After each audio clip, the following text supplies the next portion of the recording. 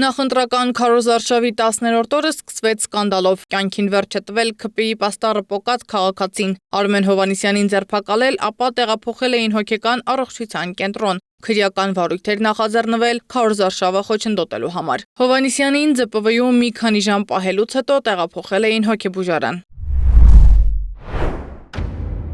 Հարոշչական պաստառ վնասելը վարչական իրավախախտում է, այն էլ եթե վնասվում է օրենքով սահմանված կարգով փակցված պաստառը։ Պատիժը՝ տուգանք 50,000-ից 100,000 ՀՀ դրամ։ Չի կարող պաստառ վնասելը որևէ դեպքում քրեական պատասխանատվություն ենթադրել։ Այս այլասերված իրավամեկնաբանություններով առաջնորդվող իրավապահների խղճին են Ուբարաշենի հոգեբուժարանում ինքնասպան եղած անձի մահը, եթե ԶԼՄ-ներում ներկայացված փաստերը հաստատվում են։ Ըստ լրատվամիջոցների, մայիսի 15-ի երեկոյան 18:00-ից Արմեն Հովհաննիսյանը եղել է անազատության մեջ, իսկ արդեն առավոտյան 9:30-ի սահմաններում հայտնաբերել են նրան կախված վիճակում։ Նրան հոգեբուժարան էին տեղափոխել շտապօգնության բժշկի ցուցումով, մինչդեռ անհրաժեշտ էր դատարանի թույլտվություն։ Հոգեբուժական հսկողությունը իրականացվում է տեղամասային հոգեբուժների կողմից, բայց տեղամասային հոգեբուժը իրավունք ունի անձին հարկադրաբար հսկողություն իրականացնելու միայն այն դեպքերում, երբ որ դատարանի որոշում կա արտահայտանոցային հարկադիր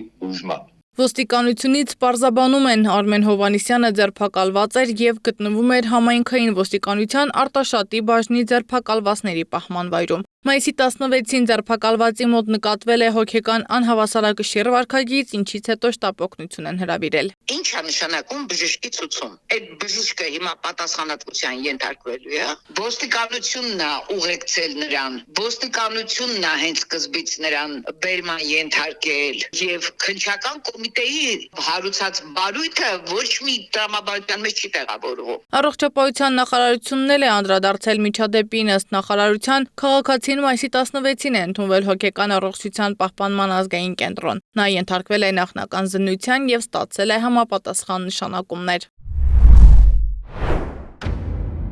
Ցավոք տեղի է ունեցել ինքնավնասման ավարտուն գործողություն, որը կատարվել է շատ կարճ ժամանակահատվածում։ Բժշկական անձնակազմն անմիջապես արձագանքել է իրավիճակին եւ իրականացրել անհրաժեշտ շտապ միջոցառումները, սակայն ցավոք պացիենտի կյանքը փրկել չի հաջողվել։ Նման նախադեպ իրավապաշտպան Ժաննա Ալեքսանյանը չի հիշում, ինչպես է ստացվել, որ վարչական իրավախախտման համար մարդու դեմ քրեական գործ են հարուցում ու հասցնում մահվան մի քանի ժամում։ Իրավապաշտպանը պնդում է պետական կառույցներն ու իշխանությունն են պատասխանատու միջադեպի համար։ Սա կյանքի իրավունքի խախտում է, կոպտագույն միջամտություն է, վերջապես մարդու համար է օրենքը, ոչ թե օրենքը մարդու դեմ է։ Այն որ փորձում են հիմա ցույց տալ, որ իրենք իբր թե այպես հետևում են, որ օրենք չխախտվի, նախընտրական կաշառքներ, մենք չենք տեսնում համաչափ մոտեցում։ Հատկանշական է, որ պաստառ պոկելու համար ավելի վաղ ձերբակալվել էր եւս մեկ քաղաքացի։ Իրավապաշտպան Ռուբեն Մելիքյանն էր ահազանգ հնչեցրել, որ իրեն զանգել էր մի կին ու ասել, որ ՔՊԻ պաստառը պոկելու համար նրան մետրոյում ցանկանում են ձերբակալել։